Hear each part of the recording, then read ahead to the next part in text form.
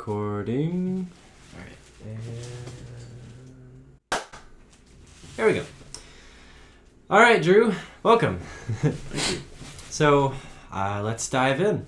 Let's start with where you grew up and what was your childhood like? And, impactful experiences, that sort of thing. Sure, absolutely. I was born here in Georgia, actually in Kennesaw, and grew up though primarily here in the Woodstock and in the Ackworth area.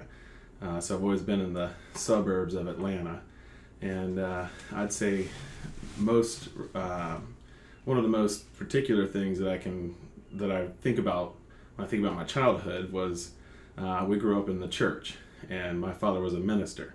And so every single Sunday, Wednesday, for that matter, Tuesday nights, Thursday nights, whenever they had a thing going on, we were there. And my dad, was a leader in the church. He was a pastor for many years, and then he was also a student minister for many years. Whenever my older brother and I were kind of coming through our student years. So what is a student minister? Just like yeah, church school? sure. Yeah, student minister is basically their main responsibilities is to direct the student group, and so they would direct different things. My dad was really creative. He would do some fun things. We would do a thing called Wednesday Night Live, where we would take our Wednesday service, and it was designed just for students, and it was more they would do skits and that kind of thing, kind of a spin off of Wednesday night or off of Saturday Night Live kind of a thing. Mm-hmm. And so anyways, so his primary duties at that time was to pastor essentially just the student department. And so do you want me to flip that light back on? I'm not really. Okay, I don't know if that impacted our lightage or not, but I think we're okay. Okay, we'll move on then. Yeah. So slap again. No, just kidding. So basically, with that, my dad moved us to Ohio for my sophomore, junior, and senior year. Okay. So actually, I started out ninth grade at Sequoia High School, which is here in Woodstock, and basically then my sophomore year, my dad accepted an associate pastor position at a church in Ohio.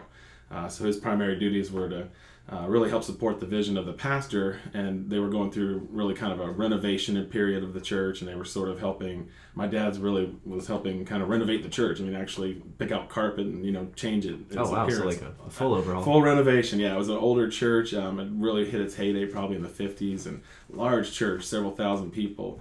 But anyway, so my dad takes us up there, and so that was my sophomore, junior, senior year were spent there. Only to graduate college, and my parents moved right back to Woodstock. And so I left high school there and went to college, and I went to Savannah College of Art and Designs, where I started at.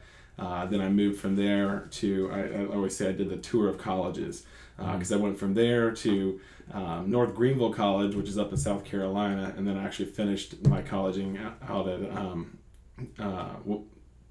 Reinhardt College out in Waleska. Is where I finally got my actual degree. Okay. And so anyways, it's... We just deciding what you wanted to do. Yeah, it was during a time of really trying to figure that out.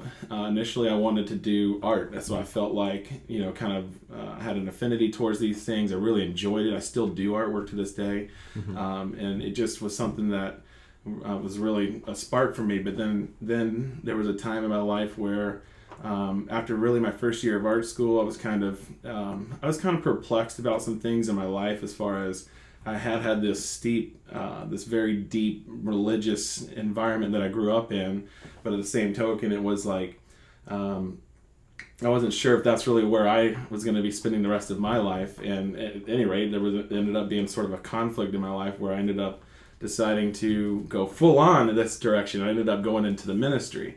Okay. And so that's what took me to North Greenville College, is I took a year there, or 2 years there. It's a Christian school there, and I studied up there. And so then after 2 years of that, I came back and graduated here at Reinhardt, because we needed to move near family. I had actually gotten married, and my wife and I needed to be close to family, and as we were starting a family of our own and all that kind of stuff, just all the burdens of life that come with it. So anyway, yeah, that's a little bit of my journey and kind of how we got from here to there, that kind of thing. Okay. So what about specific experiences or people that help shape the way you think? Yeah, I'll definitely say my father obviously has been a big one, both for good and for bad at times. There's been times where his points of view have we've had definite conflict, and there's been times in our life where I can definitely very much so see his influence on my life in a very positive way.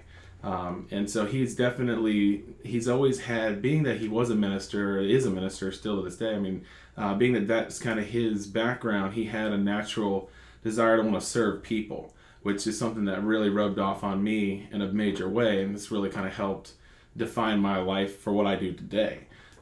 So I'd say my dad was definitely one of the biggest ones. And my dad, beyond that, he also put me in the environments where I could be impacted by other people outside of him. When I was growing up, he would travel and speak at different places, and I'd get in the car and go with him. And so I'd meet other influential people and get to develop relationships that I never would have had with, had this man not have been my father and in my life. And then outside of him, I would say there's actually, I'll give you got a few here.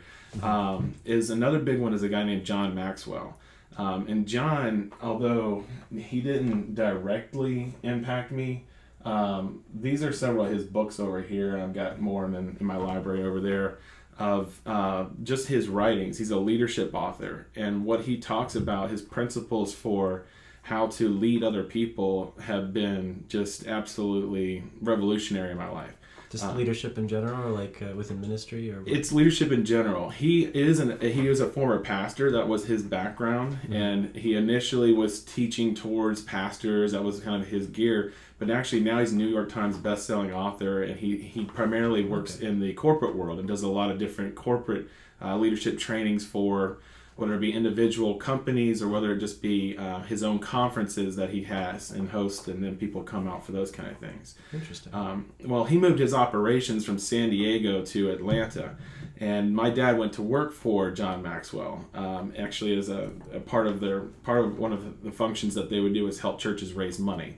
So my dad would help. He would go and sell these campaigns and help churches raise funds. Well, I got hired in that's a lot of moving components there, but that's all irrelevant to this, is that my dad got me a job there to go work in the shipping room. Okay. Well, John writes books, and he also does tape series. Well, back in the day, it was tape series and CD series and these kind of things, and you could get what was like the tape of the month club or the lesson of the month kind of thing. And when I started working there, he'd been doing that for years already. So what I would do is, while I was in there packing boxes, I would take one of those CDs and put it on, and I'd listen to it, and I'd hear his teaching and learn his principles, and then of course every Christmas party they would always give us his latest book, and he would sign it for us, and give us the book, and nice. So I got to I would read his books then, and I would get to go to a conference occasionally, because they, was part of, that's what he would do, is throw conferences, so they would sometimes need some extra people to help out, so I'd get to go to them, and I did get to develop a bit of a relationship with John on a personal level. I wouldn't say, like we're strong friends or anything. Him and my dad are actually pretty good buds. But we did some fun things, like actually way back when, he needed some people to help with his Christmas decorations.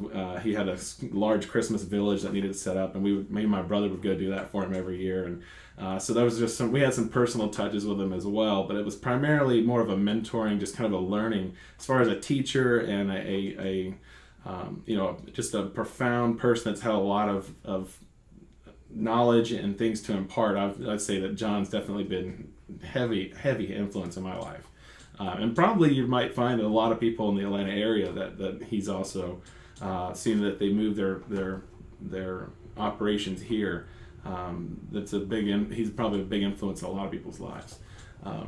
Wonderful. So, but beyond John, beyond my dad, I'll very quickly just say these next two is another one, of course, would be Jesus Christ. I mean, and not from the standpoint again of like I know him, I haven't, I lived 2,000 years ago, but his life and his model that he left for us and has called us to live is something that's again been very definitive in my life. As far as I can talk more about this in a minute, but in my life I've been through, being that I was raised in a heavy religious environment, I've kind of been through some progressions of thought that I'm not I'm not a hyper religious person by any stretch or any means. But I definitely very much so believe in a relationship with Jesus Christ. And I believe that that relationship is what defines me day in and day out. In fact, my mantra, live love, I would say God is love. And because of my relationship with Christ, I now have love in me. And so I try and live that out. I actually try and let God come out of me in very real ways, as far as not from the standpoint of praying for people or from the standpoint of trying to convert people to my faith, but from the standpoint of being kind.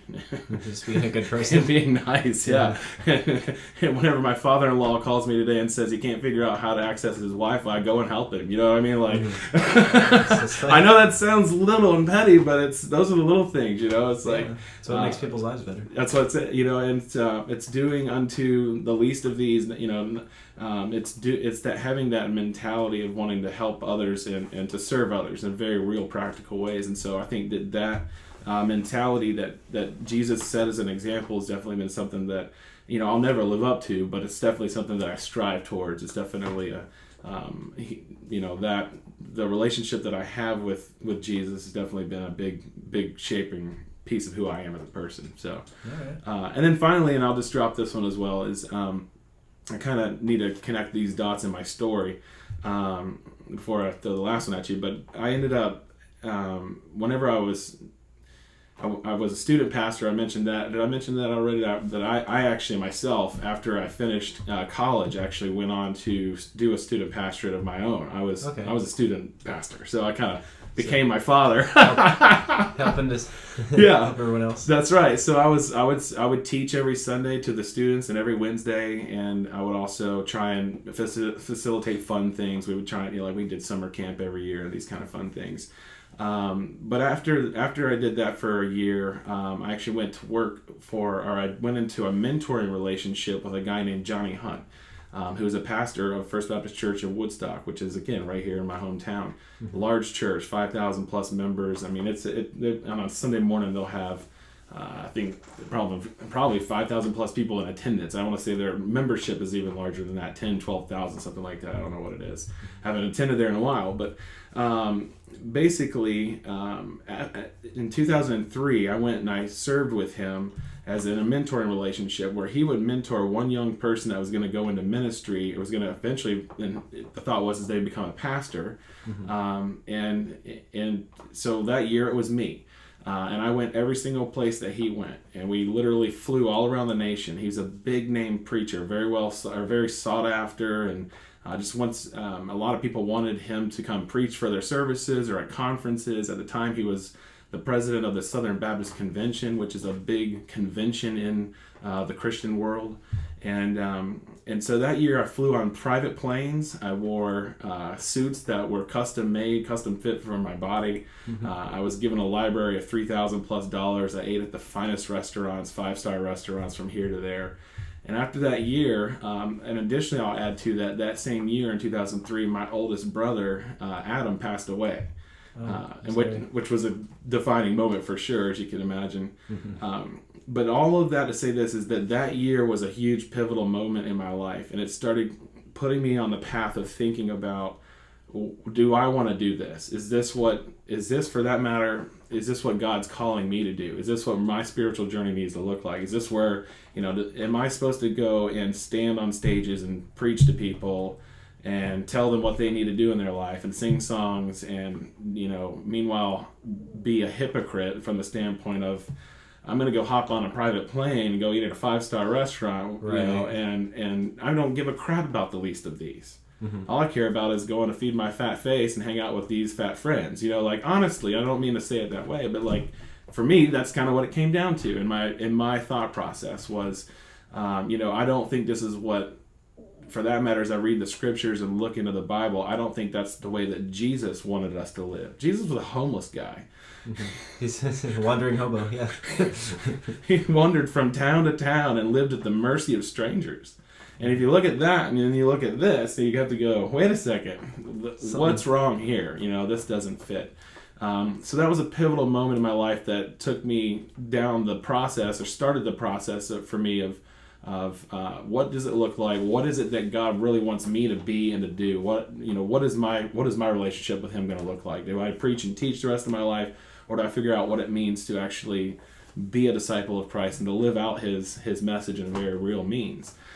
So all that to say this is that basically from there I left the church at that point. I didn't know what I was going to do next, and I started running Spotlight for a production agency because I just needed a job. I needed to make money. By then I had a family and had to figure out how I was going to get through life. Right. Well, the first job that I do is for a group called Safe House Outreach. And we run the gala for I'm running the Spotlight for the gala that night. My brother, I believe, was doing sound and was doing other things like that. He actually helped me get this job. And so there we are, we're in the back of the room, and this guy comes to the back of the room and he goes, "Damn it, I just spilled water on my jacket."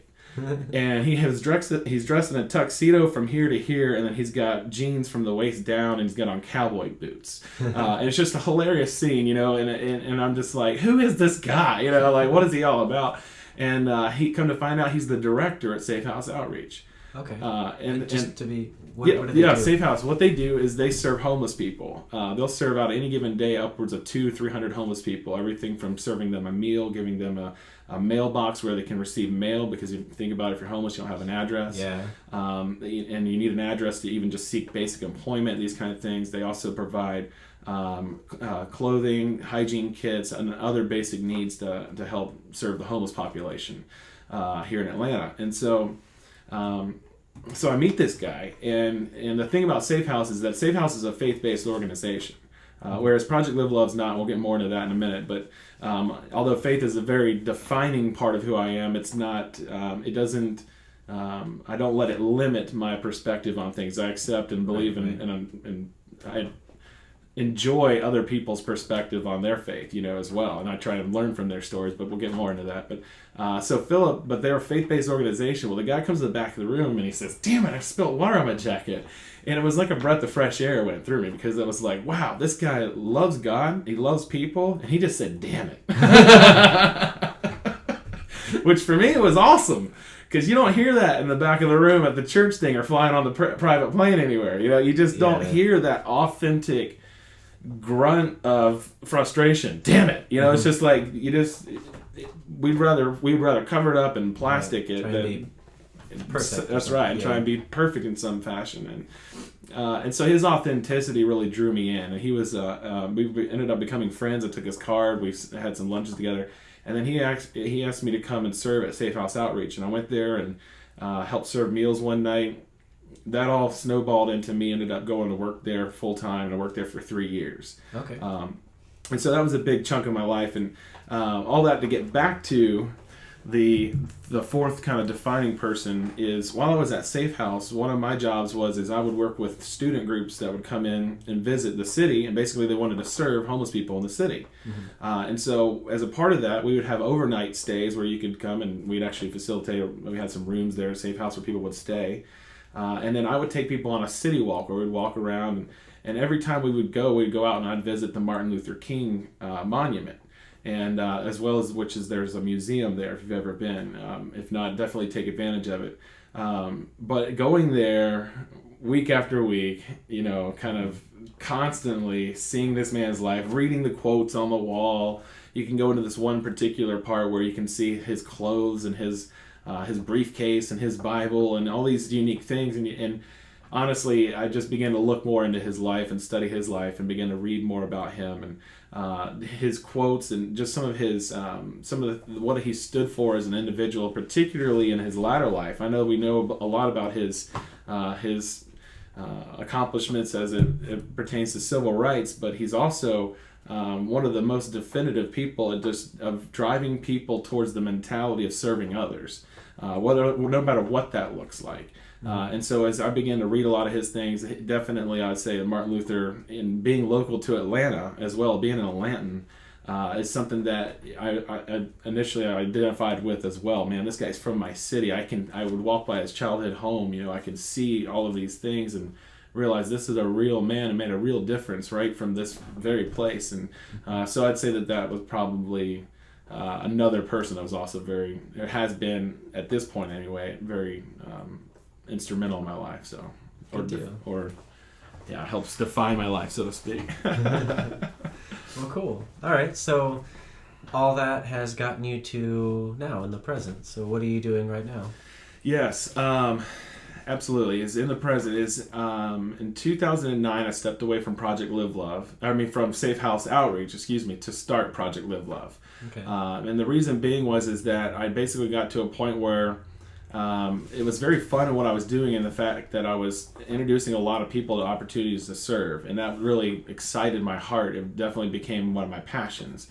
Because if you think about it in my own life, as I went through an evolution of thought that landed me in a place of serving others was really the most gratifying thing for me. It's also, I believe, what it is that, for my faith, what it is that Jesus modeled and was calling me to do as an individual, is to serve others and to, as the scripture says, sometimes it says to reach out to the least of these, or to provide a cold glass of water for someone who's thirsty, and to clothe them whenever they were naked. And at Safe House, these were things that I actually got to do. Mm-hmm. I got to be a neighbor to people. I mean, what Christ talked about, I was getting to do it. Yeah. And I was like, wow, really excites me, man. And then it's more than just rhetoric at that point. Yeah, I was living love. I was allowing the God that was in me to get out of me through very tangible forms of service to other people.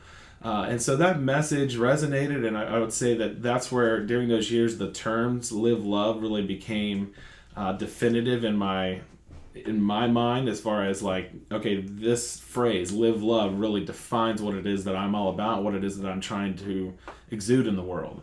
And so basically, hey, out, a little bit, I don't wanna. Out. For those of you listening, a dog just walked in. Yeah. Come on, get out of here. Lay down. I just don't want him bumping the cameras and everything. I guess it'd be all right. Yeah. So, all that to say this is that basically I felt the desire to want to open up the change that had happened in my life and show that to other people and give them that same opportunity. And so that led me to start Project Live Love. Okay. And Project Live Love, the mission statement is we're designed to influence culture through love and action. We do this by engaging, networking, and mobilizing people who are motivated by love. It's kind of a big overarching umbrella, if you will, the mission statement. The big idea is that we're literally trying to change the world with the power of love. And I know that sounds cliche, but we actually have strategy and we have means behind of what we're trying to accomplish here. And so the way we go about doing that is kind of several-fold. Is for one, we create events where people can come and volunteer their time to go out and serve in the community. They may go to, for instance, Safe House Outreach and serve meals to homeless people that day. They might go to the Furniture Bank of Atlanta and build a table. They might go to a sober living facility and serve meals to the folks that are living there. Or they might go to Gateway Center, which is another homeless facility, and just serve in the clothes closet or in the food pantry, or different variety of things. But we set up all types of different projects for people to participate in on those event days. We also actually have what we call the propaganda, which is where we advertise the message of Live Love. We've created stickers and T-shirts. Let me show you one of these. Stickers and T-shirts that just read "Live Love," that convey the message. If you notice, the stickers and T-shirts, they don't say Project Live Love; they just say "Live Love." And we tag these things all over the place. They go anywhere from the backs of stop signs. People put them on their vehicles. You might see them in Atlanta on the back of a bar, or you might see it on a passing bike. They're all over the place in Atlanta. And the goal there, go ahead. I'll have to be on the lookout for that, yeah. Yeah. The goal there is to advertise the message, is to draw attention towards living love, make you think about living love. Again, we didn't put project on there intentionally because we didn't want it to be an advertisement for our organization. We wanted it to be a propaganda, something for you to think about. And then lastly is then we've created different programs that address local needs. These programs range from, we have one called 3 We Go, which is where we go out late at night and we help people that are living on the street make it through the night warm and safe. To what we're about to birth is a program called Get Set, where we're helping homeless veterans find work in the hospitality industry.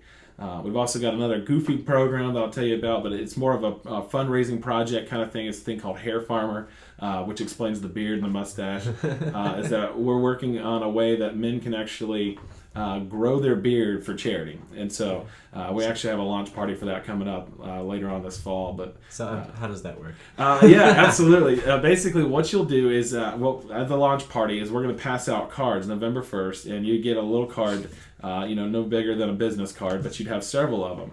And as you grow out your beard, as a man grows out his beard, people look at you and they go, dude, are you growing a beard? It's just because it's on your face. Right. There's no getting around it. It's there. And so when people see it, they're going to make comment of it. Especially the longer it gets, they're going to be like, dude, what are you going for, like a Civil War movie? What's going on here? Well, that's a perfect opportunity for you to pull a card out and say, here's what I'm doing. I'm growing my beard for charity.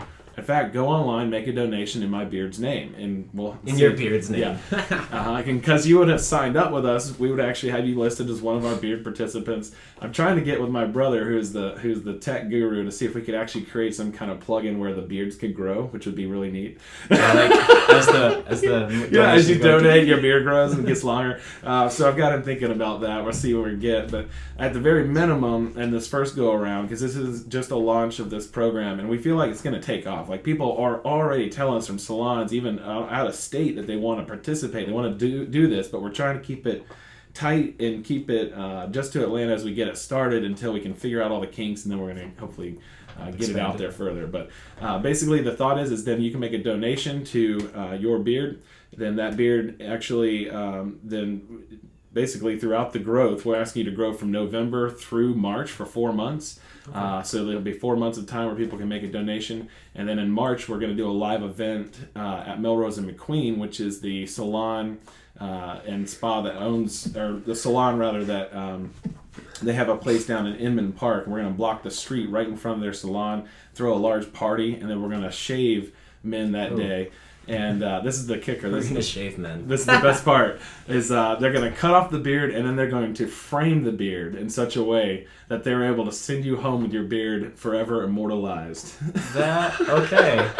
That is interesting. So, yeah, that's kind of the fun aspect of it. And then what we do with all that money is it'll go for two things. At this point, part of it will help fund Project Live Love, but then we're also going to use a portion of it to create 4 different service days throughout the year where we can go and cut hair at a place called Mercy Care, which serves low-income and homeless clientele. So we'll be able to go and cut hair at those locations 4 times a year. That's an Atlanta group?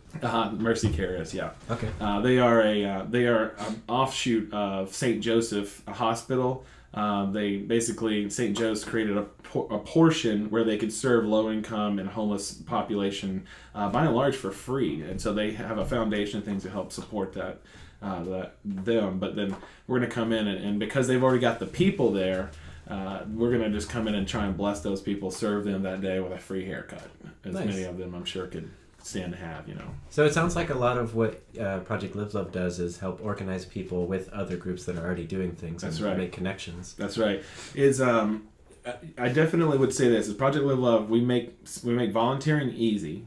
A lot of people will say to us, I just wanted to get involved somewhere. I wanted to do something, but I didn't know where or how. And you can come to an event, and that day you can go out and volunteer somewhere. You didn't have to go through a huge orientation course. You didn't have to get a background check. I mean, it's just that easy. And if you wanted to stay on with some of these groups and you wanted to continue to serve there, then you might have to go through some of those steps. But for that day, at least 4 times a year, you can come and serve. Very basic, very easy.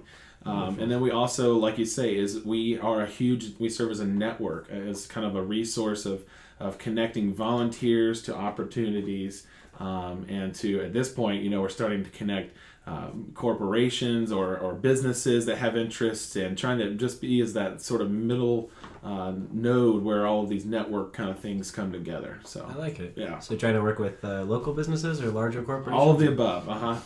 And it's all with one thing in mind, and that is to influence culture through love and action. And so that's why I say it gets, you can see that bigger picture once we start to wade through all of the smaller things that are going on. It's like, well, how does this all fit together? Well, because it all influences culture through love and action. I like it. So that's what we're about. Yeah. Good deal. All right. Well, so we touched on a little bit, but let's just go into more detail of what, from your perspective, as not only someone who grew up here in Woodstock, but also has experienced other things and had lots of other experiences, what would you say are the largest issues that we're facing, either just as a city or country, state, like the planet? Like, what's important to you? For sure. I've got two here. One, obviously, is homelessness. That's been an issue that I've been involved in for a long time. It started with being invited down there by Philip and not having a clue about the world at all. To like, I always joke, I always say the first time I went to Safe House, I was on homeless man overload. I was just like, whoa, white kid from the suburbs, and then next thing you know, I'm in the midst of like predominantly black people and predominantly males and it was just like way out of my context, and I remember backing to the wall. And finally, some guy goes, "Young man, come over here and have a seat." And I went and sat down, and Marlon was his name. Anyways, that's a sidebar. But he really helped humanize homelessness for me in a way. But homelessness is always going to be a big issue for me. And ever since that exchange with Marlon, Marlon and I even became friends, and I was instrumental in his life, helped him get employment. Actually became the best man at his wedding, which was a blast, and helped him in a variety of different ways. But the thing about homelessness is that it's various as the colors of the rainbow. Every person has a different story. It's a very hard thing to work on, to just try and create sort of a track and be like, all right, well, oh, you're homeless? Here, jump on this track, and it'll spit you off the other side, and you'll be no longer homeless, and you'll be have the perfect life. Right. It's just not that simple. Mm-hmm. And so it's a very complicated issue, and it's something that I love working on, and I love being a part of. And I've joined certain coalitions at the United Way. So there's things that I'm involved in outside of Project Live Love, and then just interiorly inside of Project Live Love, and really because of that involvement at the United Way. The United Way here in Atlanta is trying to solve this particular issue of homeless veterans. There's 983 homeless veterans that they know of, and when they say homeless, they mean they're living in a facility. So they know these 983 people are living, whether it's in shelter A, shelter B, whatever it is. They know where these guys are. I say guys, I shouldn't. It's men and women. Mm-hmm. And so basically, their goal is to get these people back to work. And so through Project Live Love, in fact, that's what the Get Set program is we're trying to get these folks, these homeless veterans, back to work. In this case, in a hospitality industry, because we know of resources and of where jobs are available with that. But homelessness is always going to be a big issue that I'll be working on. It's funny because it's one of those things. It's like if we ever solve it, then we'll be out of a job. Right. Here's fingers crossed. Yeah. But at the same token, people that are in that arena, we joke about that. So they're like, "Oh, then we'll be out of a job. Then what do we do?" But the thing of it is, it's like in Atlanta, it's kind of one of these things where there's always different phases of it. It's like even once we make a large progression into a direction, then, well, for instance, a catastrophe will happen and people will come from this town over here, and then, or this will happen, or as we're seeing now, the veterans are coming home and are having a hard time, many finding ways to find employment or to get established in life again, so they're finding themselves homeless, and so there's just always these different waves and challenges that'll happen. So anyways, but that's always going to be something that I'm definitely going to try and work on. For sure. So in terms of homelessness, I'm another suburban white kid, really. Mm-hmm. What can you give me, or really everybody, a closer view from your experience of what homelessness really is? Like what are you really dealing with? Because I think most people, you almost get to a point where you're numb and you're not even seeing them anymore. And like you were saying, like Sure. It's just overwhelming, but you have to humanize it. So help bring us into that world a little bit, what that is. Yeah, I always joke when I say homeless people are just that, people. Mm-hmm. They are people, and meaning that it'd be like you taking me to your family reunion and me going, and prior to that, me going, well, what is your family like? Like you can only give me a short snippet of maybe of what your dad's character is like, and your mom, and then your uncle, and your brother, and all these, these people. And that's the thing about homelessness, is that they're people. So like when you go to, like, for instance, Safe House, and really Marlon helped humanize it for me. And I'll give you that story as an example. He says, "Young man, come over and have a seat." I sit down with him. And he says, just to clarify, who was Marlon? Yeah, sure. Marlon was basically the first night I ever made it to Safe House. Philip invited me to come over there after we met at the gala and had some coffee together and things. He said, come visit. I want you to come serve one night. And when you walk up to Safe House, the way that they serve people is they serve them on their way exiting the space. And so everybody comes out into the parking lot and they set up chairs outside where everybody sits down and eats. And so what happened is that you'll have 200, 300 homeless people right out there in the parking lot sitting in chairs eating out of clamshells, you know what I mean? Like those, that's what they call them, but the styrofoam cases, yeah, you know?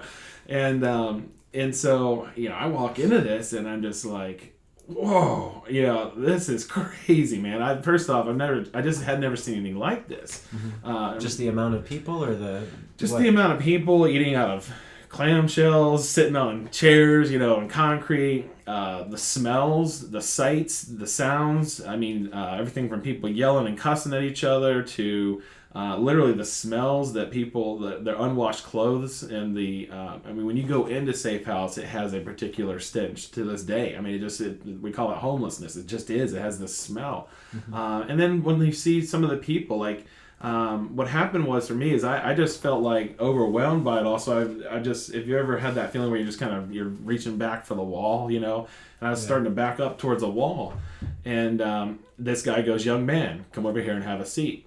And it was Marlon. And so I go and I sit next to him, and he's eating his spaghetti out of his clamshell, and he walks with a cane.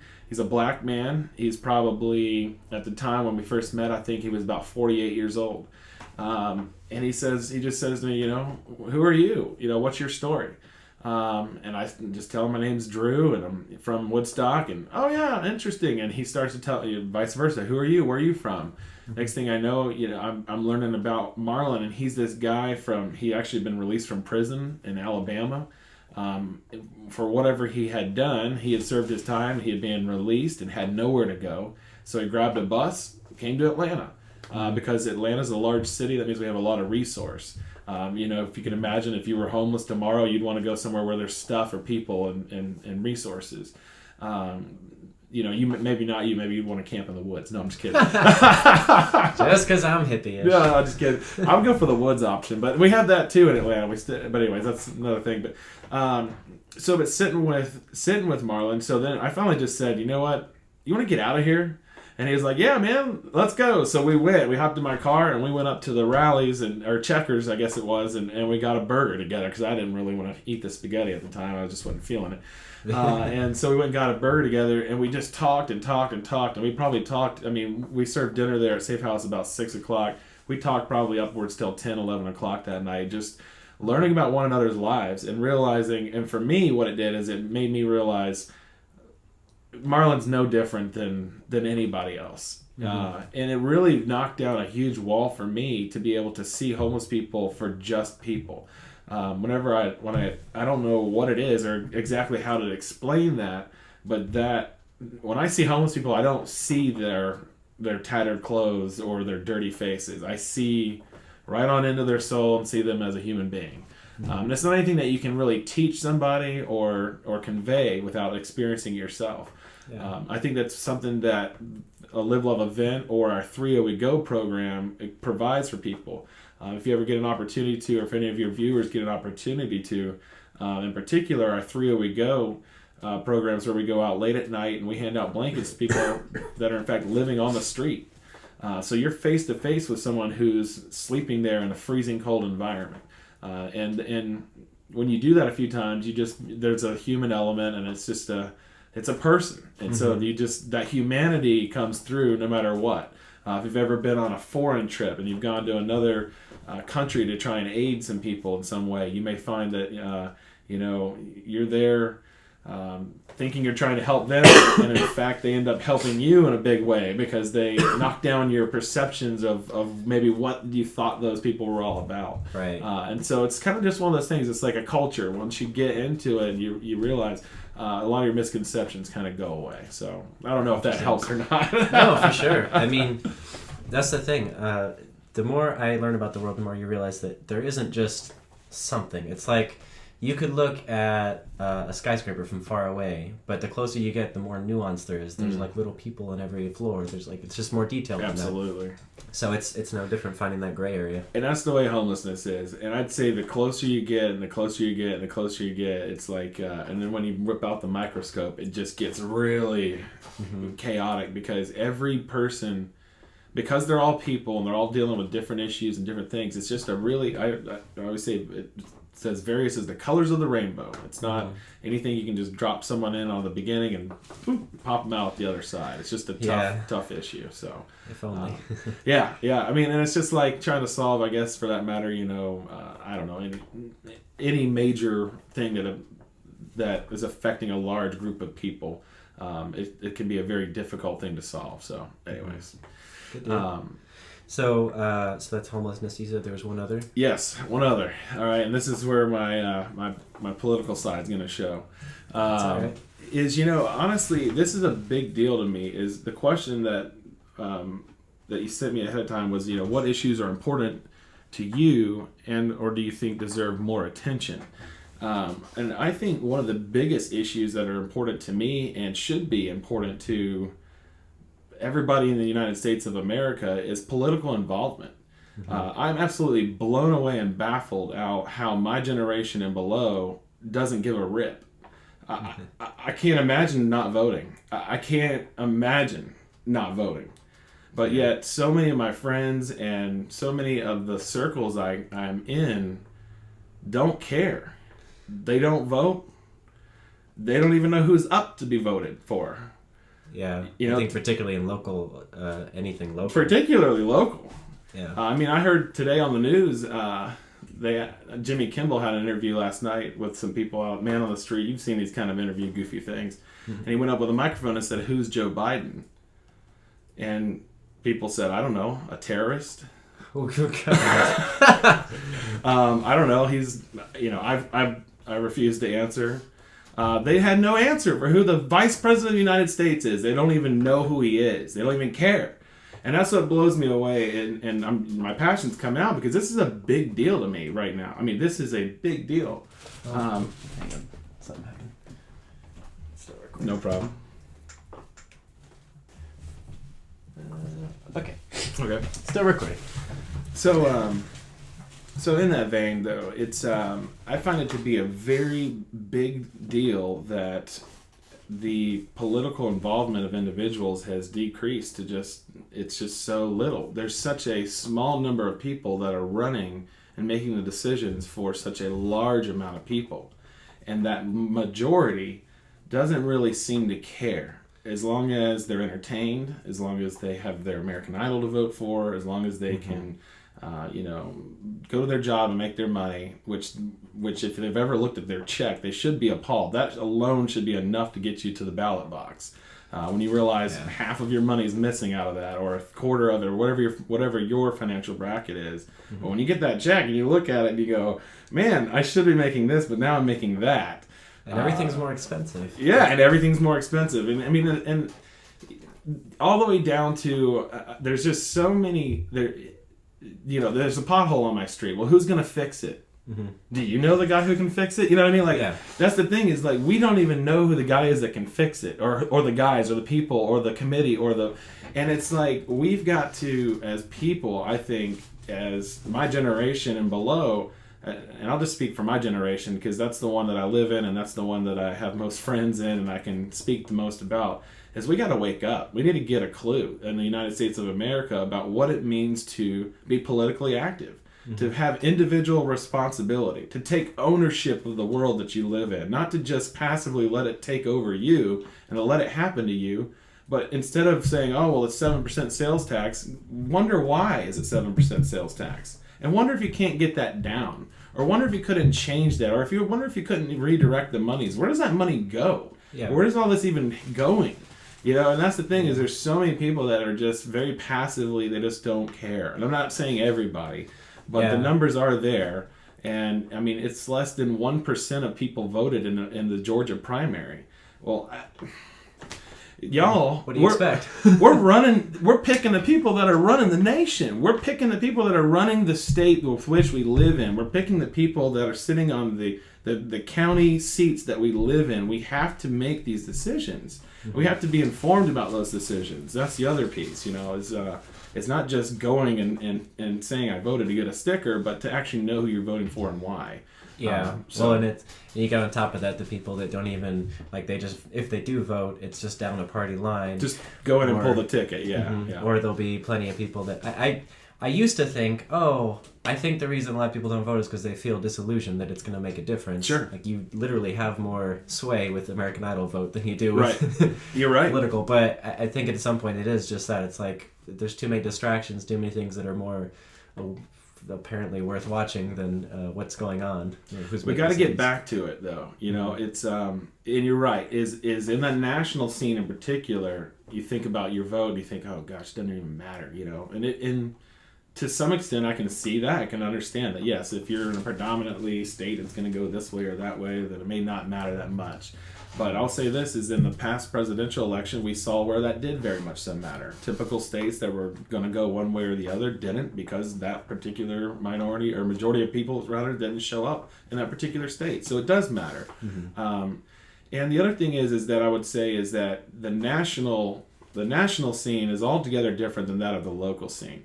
And even if you're talking about the national elections, the leaders are picked in the primaries. And they're picked, for that matter, they're picked long before then. But they are picked in the primaries. And if people don't go vote in the primaries and in the runoffs, then when they go in and they just pull the straight, Republican or pull the straight Democrat ticket, the real runoff was the determination of who that person was ever even going to be, if that makes sense. Mm-hmm. So we've got to back up and not just go get our, well, I voted for Barack Obama sticker, or, because it was the first time to do that. It was a historical moment and I wanted to be cool and be a part of what was going on. We got to back up to the primaries and say, well, who are we putting in power over not even just presidential, because the president is one branch of the government. He's only one very, well, this president's very, it's a powerful position, but it does not control America. It is a balance of powers amongst other branches of government. And so, anyways, all that to say this is that's a big issue for me. Is I'm personally trying to get more involved in that world. I've backed up and I'm trying to get involved in certain party committee meetings and these kind of things to try to make my own voice matter more when it comes to these type things. Because I don't want to just sit back and let the world happen to me. And for that matter, I've now got children in the world. I don't want to just sit around and let the world happen to them. I think our generation will be the first one that had a less... America won't be as great as it was to our kids going that way as it was to us when it was passed to us. In other words, I think we're going to pass a lesser America off to our children. Certainly a more indebted one. Yeah, and financially, if you just want to talk about that one thing, the financial aspects of it just blow my mind. I just can't imagine that we're going to charge our children with all of these debts that they never even knew existed, and then they're going to wake up and have to be holding that bag. And that should bother people, whether you have children or you don't. I mean, that should motivate you to want to change something on some level. And so that's a big deal for me right now, is I think that people need to get politically involved in some way or shape or form. So absolutely. No matter what your party, and I love the debate. I'm not here to say you need to be this one or that one. I just say get involved, do something, Yeah. Well, that's one of my things is that these parties don't, they're both focusing on such a narrow bandwidth of issues that I think most people don't realize that we actually agree on so many things. You couldn't be kidding me. You couldn't be more right. You can't focus on, no, that's so not important. Even within given parties, there's sometimes these fracturing points, and it's like, come on, guys, we agree on all these things. And Can we at least fix the things we do agree on? Can we start there? Exactly. A good friend of mine, he was explaining to me, he's very involved in a particular party. He actually was the chairman in Fulton County. And he said to me, because I was just like, we're never going to see this all in the same way, and he's like, well, it's not about that. And it's like you just said, he said, it's about where we agree and working together on those things. Because he said, yeah, we'll never see eye to eye on everything, but where we can unite our voices and work together, we can make a massive change in that direction for where we do see things the same way. And so I would say no matter what your political view, political stance, get involved somewhere, do something, and make sure you vote. I think that's crucial, is get out and vote. Even if you don't even know, get out in the habit of it. Go Google it all, look it up in advance, try and get some kind of perspective about what you're doing. But go vote, cast, make your voice matter. So anyways. For sure. No, totally, and that's exactly why I built newworld.org, because I was like, I just want to ignore political things and let's just focus on each individual issue and break it down, like facts, opinions, solutions. Can we start there? Absolutely. Because you can also use it to take your political candidates, put them all up there. Who do you have to vote in your district? Put them up. Put all how they voted on everything, and then let people talk about it. That's it. There you go. That's it. And then you get a conversation, and that's really what it's all about. There is no black and white when it comes to politics. There's only history. Yeah, and that's subjective to whoever wins. And that's still not black and white. You are not kidding, my friend. It's still subjective, and it's still subjective to even if you lost and you still want to see it your way, you're still going to see it your way. And so that's it. It's not a black and white thing, but it is a matter of finding those spots where we can agree and moving forward, moving our culture forward in those directions. So, anyways, I'm with you there. Anything else that maybe just some things within your community here that you think need a little more attention? I could go on about some other things, but I think that those two are probably my biggest ones right now. Is homelessness and then political involvement. I'd put a slash on that says individual responsibility. I think that's something as well in our culture we're slipping away from, is the dependency on others. There's always an excuse or a reason, and instead of just owning it and saying, well, I failed. I didn't get an A on this test because I didn't study hard enough, not because the teacher was prejudiced because of that. It's always in a reason. I think that we as a culture have to own that. I can't pay my bills. Well, whose fault is that? Yeah. It's mine. The core. I've got to go get the money to pay my bills, and I got to go work for it, right? I can't just go hop on a line somewhere and expect somebody else to take care of that for me. I think that mentality, though, does not ring true nationwide or even just locally. I don't think that fully rings true. I think that people we have very much so a mentality in general of that it's not my fault. I can't control my destiny. I'm just here, and this all happened to me.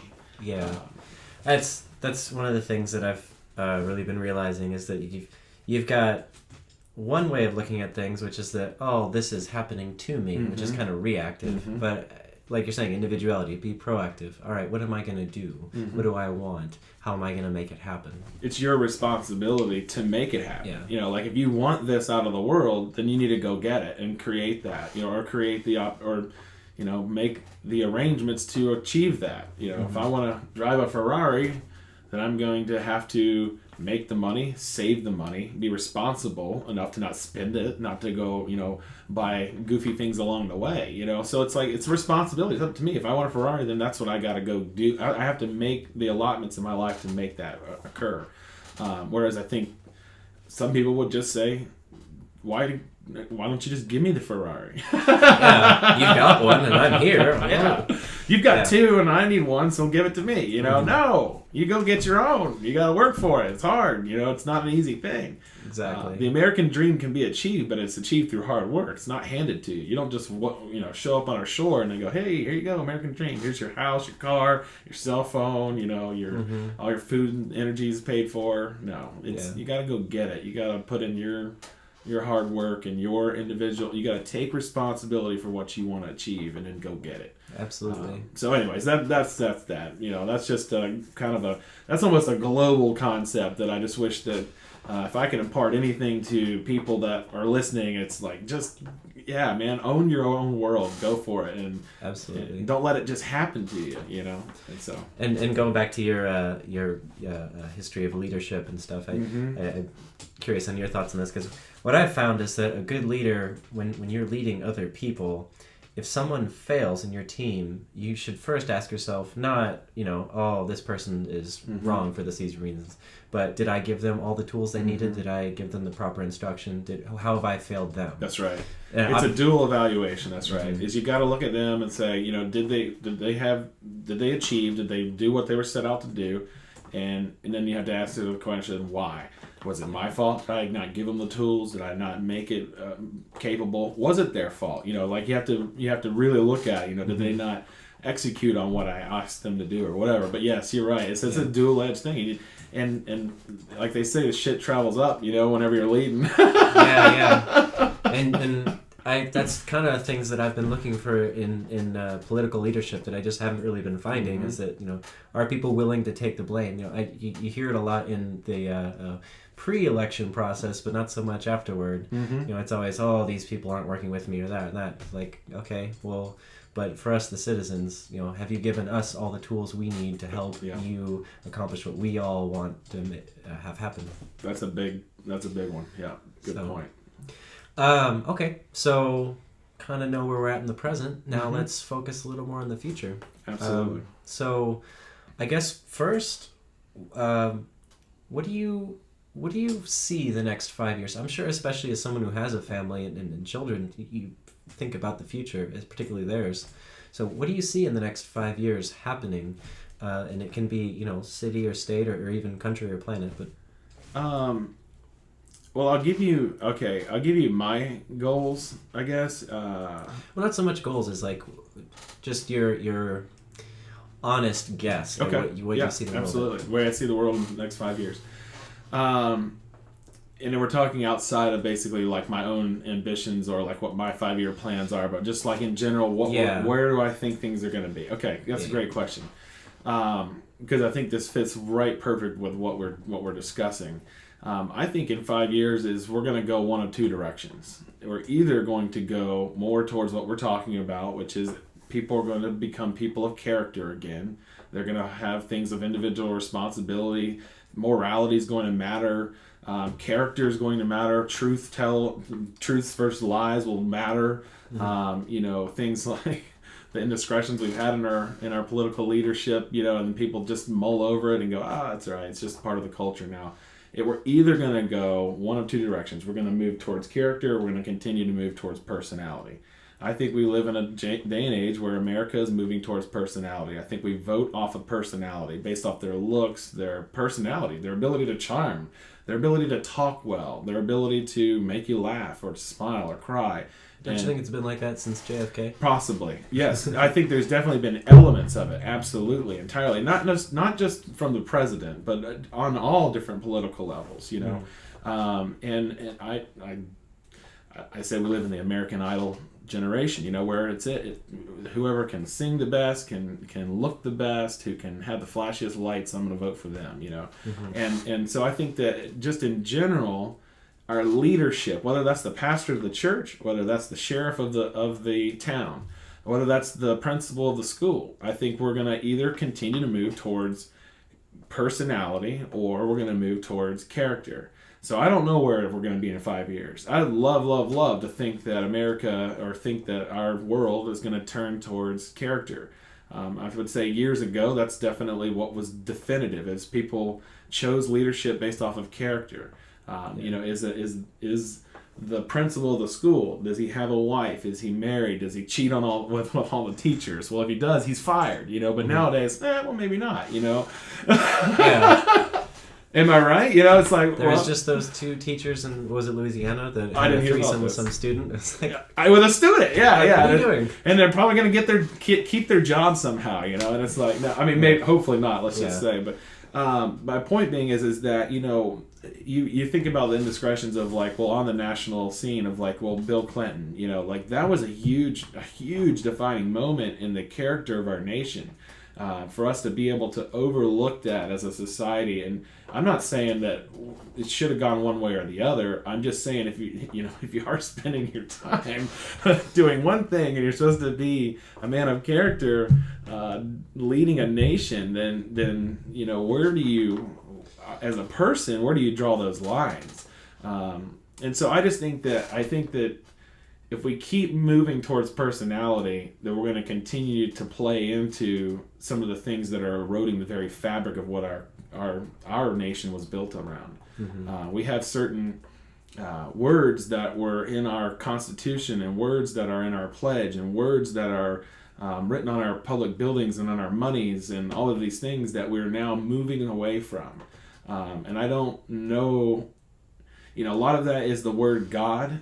And, we've talked about all this, is I don't have a problem with someone who sees God from an Islamic perspective, or sees God from a Jewish perspective, or sees God from a Christian perspective. But I do think God needs to be a part of the discussion again. I think that, we need to be one nation under God. I think that element helps breed character, is knowing that there's a higher power and believing in that very thing, and believing there's a standard that higher power wants you to live by breeds character. And the character, again, it's not a checklist of did I do this, did I do that? It's the character of, are you kind, are you good, do you tell the truth, do you lie, are you going to be a cheater, are you going to steal from us, all these kind of things. And I think right now we elect people to position based a lot around personality. That person can talk good, they can sing well, they can, and so we're going to elect them into power and position. We even see this playing out on a political scene. You see it playing out. Well, Arnold Schwarzenegger was the governor of California. You've got other, you've got other personalities, TV personalities, or movie personalities, or whatever. You've seen these people transition into politics. Is that not what Reagan was? And I'm not saying that's not a bad thing. Yeah, I'm not saying, and for that matter, I don't think that Schwarzenegger did a terrible job as a governor. I thought he was actually a decent governor. I don't know. I didn't live in the States, so I can't really speak well about it. But as far as I know what he stood for, and I thought what he stood for was by and large pretty solid stuff. But yeah, I would say that you would see that with Reagan, absolutely. You would see that with, like you say, even starting with JFK, just having televised presidents, you start to see that, and so people pick personality over character. And I just hope that we can get back to a day. I don't know how that's to be done or exactly what that needs to look like. I just think that maybe if anything, just keeping the conversation alive can be a part of it. But for my kids, I can say that I'm trying to instill within them character. I'm teaching them what it means to not lie and to not steal from people, and to be a person of integrity. So when you say yes, you mean yes, and when you say no, you mean no. And to not which is most convenient for this. That's right, for that scenario. That's right. If you say yes, then you better be there. You don't just decide that day, no, I don't feel like it. Well, you said you were going to be there, so you better damn be there. I told my daughter the other day the word integrity. It's a pottery term. If you're familiar with how people make pots on a pottery wheel, you throw down a lump of clay, you shape the lump of clay, and then you begin to it's called drawing it up. You pull down into the middle and you draw up the vase, and as you pull up on one side or the other, obviously the whole, as it's spinning in a circle, the whole thing comes up. Well, what happens is a lot of times at the bottom of the base, it's very hard to create the vase to make it look the same way on the outside as it is on the inside. Without having a thick spot. That's right. And that's what they call integrity. Is if you have a thick spot, then you have false integrity. And what happens is when you put those in the fire with those thick spots, those will a lot of times crack. So you have to have perfect integrity. It has to look the same on the outside as it does on the inside in order to have a perfect integrity. That's a good analogy. Pot. And so, yeah, I broke that down for my daughter just because I was like, that's what it means. It means you're the same on the outside as you are on the inside, and the vice versa. Is that if you, whoever you are trying to portray to people, good, bad, or ugly, make sure that's who you are on the inside, And I think that those characteristics and characteristics in general are things that are starting to lose position in our culture, I think. It's not as an awarded thing. In other words, if who's the Martin Luther King of our day today? I don't know. Who is the Mother Teresa of today? I don't know. Who is the Jesus Christ of our day? I don't know. Or the Mahatma Gandhi, or the Nelson Mandela, or these people that have been huge definitive figures based off of their character. Who is that person in America today?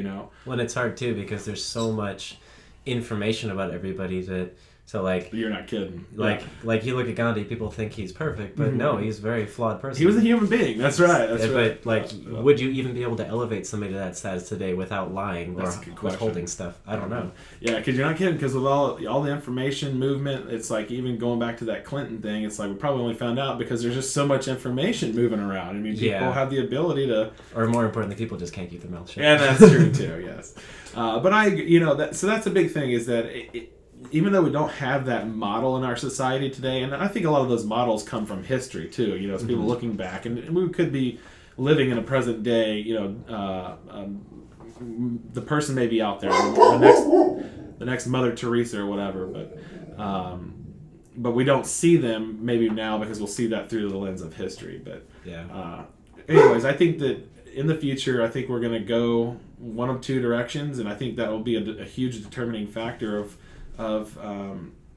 I hate to always put things in terms of America, but I love my country and I love where I'm from. I love this nation. I love what it's been, but I think that America is on a cusp over maybe the next 5 to 10 years where we're going to go in one of two directions, and it's either we're going to continue to ascend as a country and we're going to continue to grow and continue to have economic prosperity and be able to provide, even for that matter, for others around the world, be out of that economic prosperity and out of a nation that's being controlled and where we're having checks and balances, or we're going to go further away to, but they smiled, it's all okay. You know what I mean? Yeah. That's a far cry, obviously, but I'm just saying, if you get so involved in a person's personality, it's amazing what you can wash over with just with a personality. Just being charismatic. Yeah. It's like, golly, man, that guy,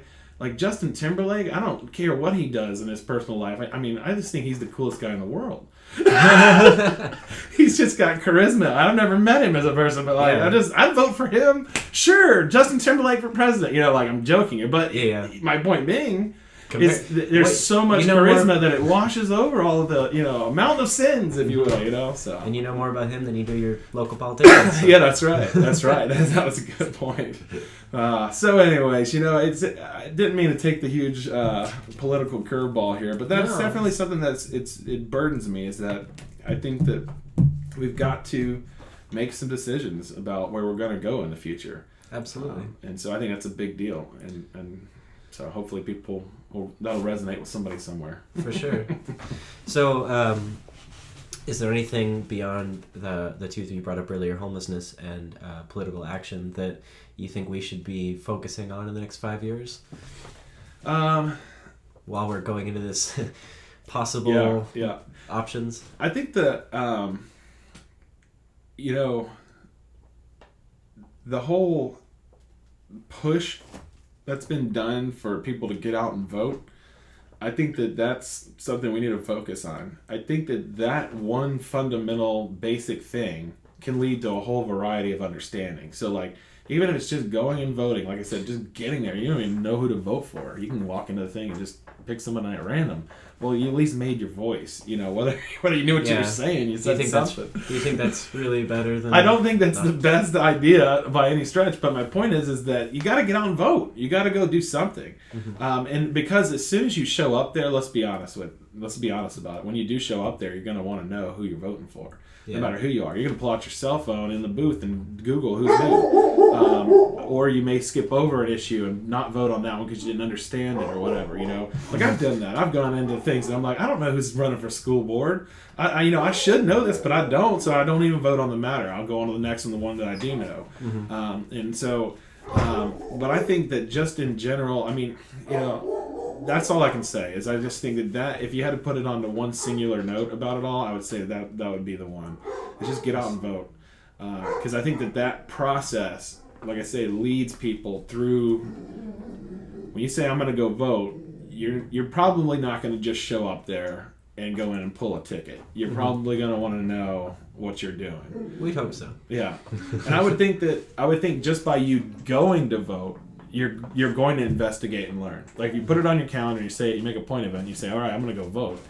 Then somewhere along the process, whether it was just in discussion with your friends or your family, or you're going to make determinations over who that person might be.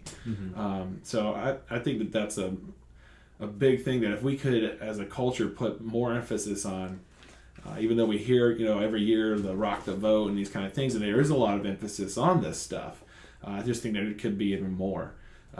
For sure. So. All right. Well, let's end on a lighter note. Yes, and absolutely. Just simply, what are you planning on for the next 5 years, just personally? Sure, man.